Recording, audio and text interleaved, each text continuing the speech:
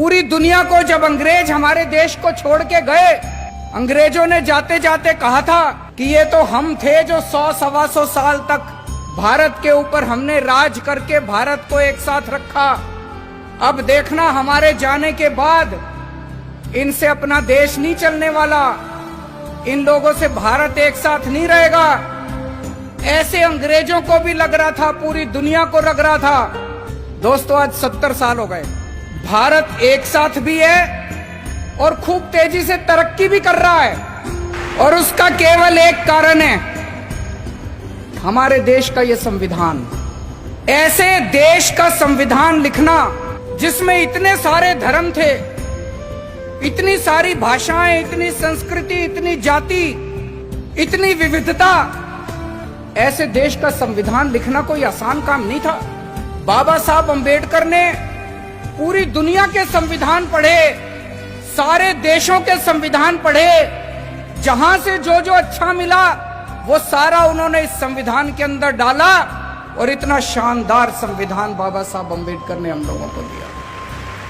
संविधान में लिखा है बराबरी का अधिकार होगा। अभी तक यहां इतने सारे बच्चे बैठे हैं, अगर कोई बच्चा गरीब घर में पैदा होता था और कोई बच्चा अमीर घर में पैदा होता था, क्या उनको बराबर की शिक्षा मिलती थी? नहीं मिलती थी।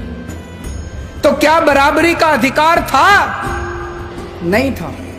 मैं आपका मुख्यमंत्री हूं, हम सरकार चला रहे हैं। सरकार की नजरों में, मुख्यमंत्री की नजरों में, एक बच्चा अगर गरीब घर में पैदा होता है और एक बच्चा अमीर घर में पैदा होता है, मेरे लिए तो मेरे दोनों बच्चे बराबर हैं। मैं उन दोनों बच्चों के बीच में फर्क नहीं कर सकता।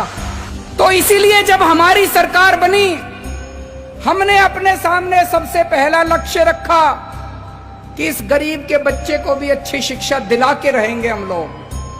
दिल्ली में जो भी बच्चा दिल्ली में पैदा होगा, चाहे वो गरीब का बच्चा हो, चाहे अमीर का बच्चा हो, सबको अच्छी शिक्षा मिलेगी, सबको एक जैसी शिक्षा मिलेगी। दोस्तों आज 5 साल के अंदर हमने वो करके दिखाया। बाबा साहब अंबेडकर का एक सपना पूरा किया हम लोगों ने। हमारे संविधान में लिखा है जीने का अधिकार होगा।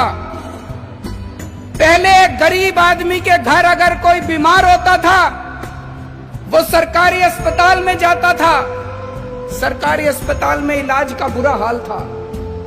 आज दिल्ली के अंदर सरकारी अस्पतालों में वैसा ही अच्छा इलाज है जैसा प्राइवेट अस्पतालों के अंदर इलाज हो रहा है।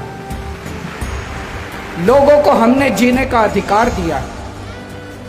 दिल्ली के अंदर हमने योजना बनाई, अभी तक अगर किसी का एक्सीडेंट होता था, कोई उसको बचाने के लिए नहीं जाता था, वो बेचारा सड़क पे पड़ा रहता था। लोग सड़क पे गुजर जाया करते थे, लोगों को लगता था मैं क्यों पचड़े में पड़ूं, मैं अगर इसको अस्पताल में ले गया तो अस्पताल वाले मेरे से पैसे मांगेंगे। अब हमने कहा है कि पैसे की चिंता मत करो, अगर कोई किसी का एक्सीडेंट हो जाए, जो भी उसको देखता है तुरंत उसको नियरेस्ट अस्पताल में पहुंचाओ। कितना भी महंगा अस्पताल होगा, सारे पैसे दिल्ली सरकार देगी। संविधान में लिखा है गरीबी दूर करेंगे। गरीबी कैसे दूर होगी? केवल नारे लगाने से दूर नहीं होगी गरीबी। हमने दिल्ली के गरीबों का मिनिमम वेज बढ़ाया। एक एक गरीब मजदूर को, एक एक गरीब कर्मचारी को हमने 15-15 हजार रुपए महीने की तनख्वाह दिलवाई। गरीबी तब दूर होगी दोस्तों। मुझे ये लगता है अगर ये बाबा साहब अंबेडकर का संविधान एक दिन के लिए अच्छे से लागू हो जाए, ये देश कहीं का कहीं पहुंच जाएगा।